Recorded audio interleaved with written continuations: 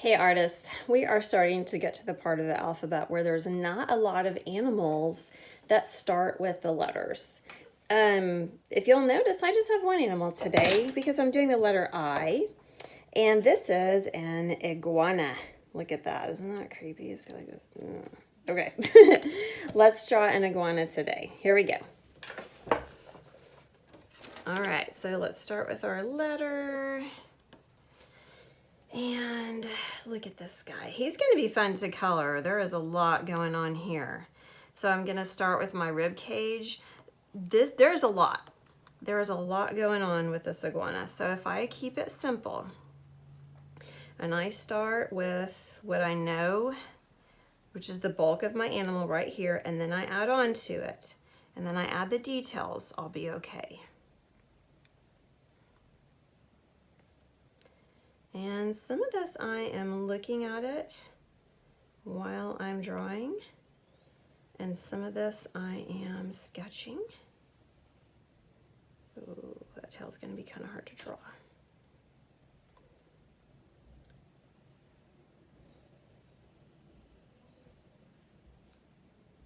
There we go. Okay. Now let's draw his little mouth. He does not look happy, does he? No. And his eyes. And you can probably hear my family talking in the background. I need to make that nose a little bit different. Okay, now for the legs. Oof, these are hard, you guys. I'm just looking very, very closely, trying to figure out where to place things. Then yeah, iguanas do have claws, so I'm just going to kind of leave that open-ended like that. Do his other leg behind it.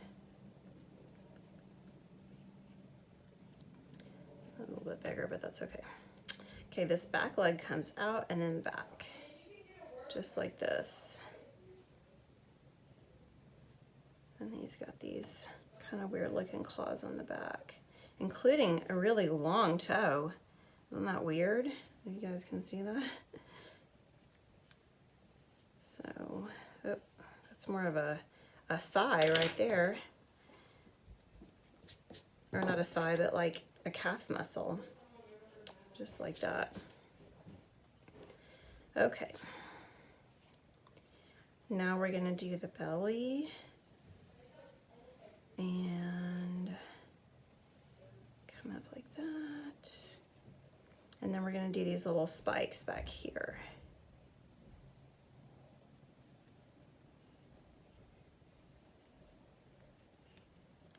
And these are grouped together, if you'll notice. And that looks pretty good.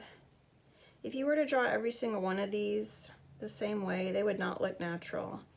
So our modeler, whoever made this, has already done that job for us. Yay! And I'm just going to give some lines just to kind of make it look, you know, just like that. There we go. Okay, I want to work a little bit more on his head because this is really hard. He's got this thing here going on. I feel like I'm drawing a dinosaur, you guys. And by the way, that's going to be my next project. After I finish this project, we're going to be doing dinosaur drawing. So I'm pretty excited about that, but I'm also kind of scared because that's not going to be easy. Oh, some warts on our lizard there.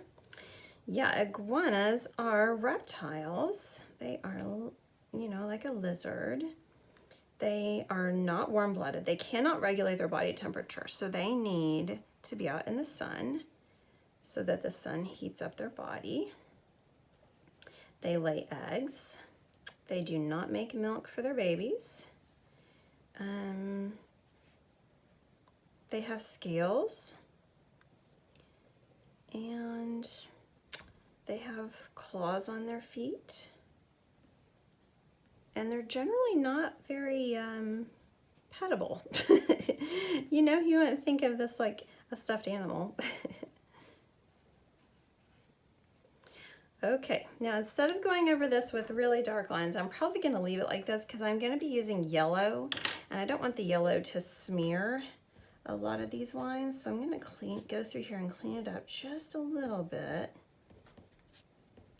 Kind of get rid of my body lines just a little bit. Okay, and then get out my colored pencils. So, oops. I'm going to start with the yellow, because anytime you're using colored pencils and you're using yellow, you need to start there. This tail does not look right.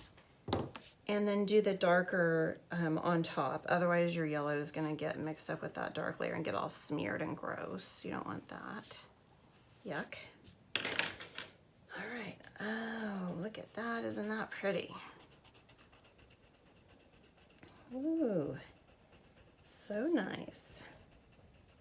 Now for these gray areas, I'm just going to get right up close to it with the yellow, but not color it.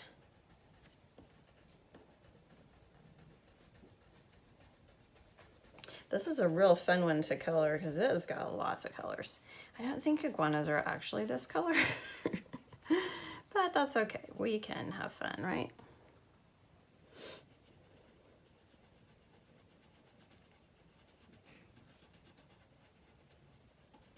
I might even have to sharpen. I'm pushing pretty hard on this because I know that this is going to be the only layer with this yellow, so I'm not going and doing a white layer first. I'm going to go ahead and just put that yellow layer in. Yeah, I could make this look more like the yellow in the iguana, but I kind of want to focus on this gray area that looks really cool, and the spots and the spines. And I don't know that I have another yellow to layer with this. I don't think that I do. So I'm just gonna have to make the best I have out of this.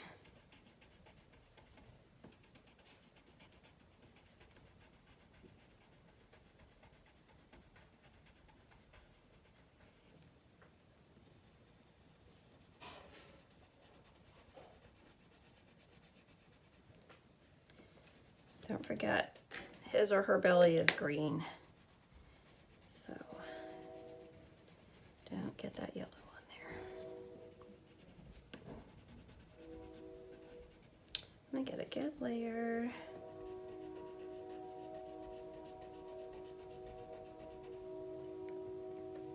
Okay, now that I'm done with that, I'm gonna go in with the gray. Now, I'm gonna do a very light layer of the gray.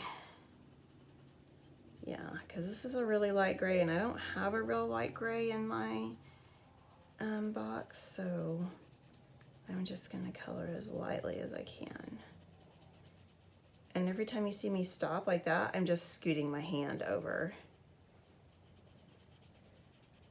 I'm just pausing and scooting my hand over.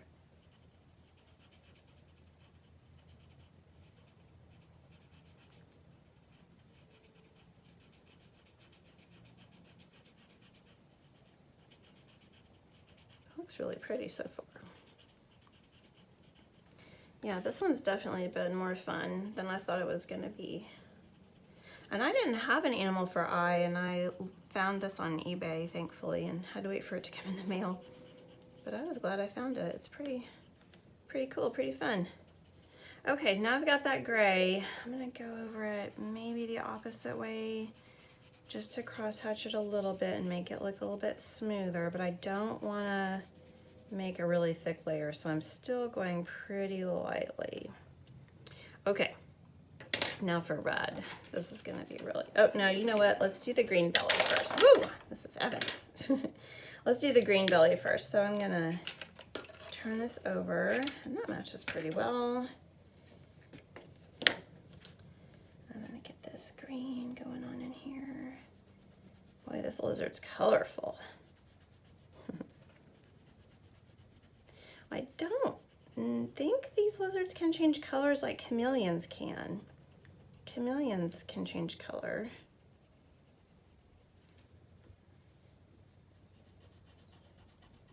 So this might just be the imagination of whoever made this toy.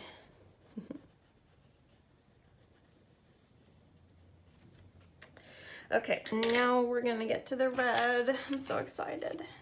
It's gonna really pop and look so cool. Do I want red, orange? There's just red. We'll stick with just red. Okay, so first I'm gonna do the spikes. And I'm pushing pretty hard because I want to fill this in.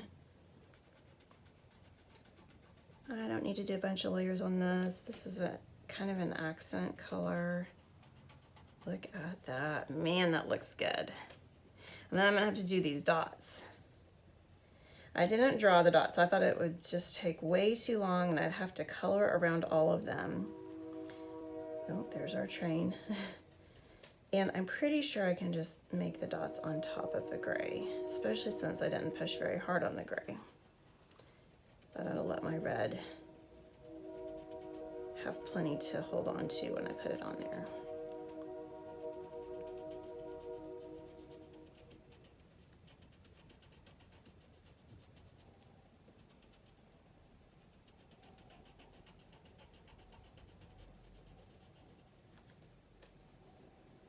Okay, now for the dots.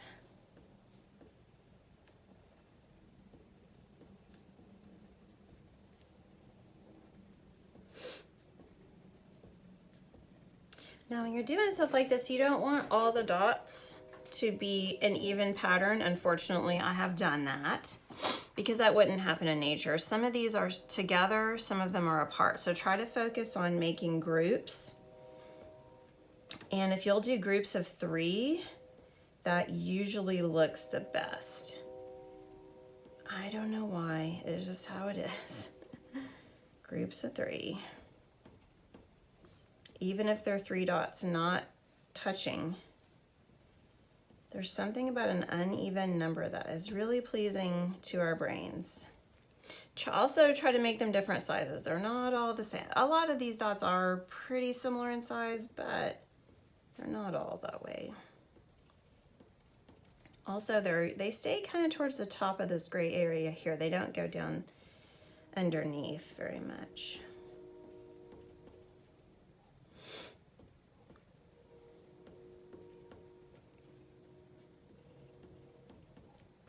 Okay, you guys, I think we're done. There's our little iguana.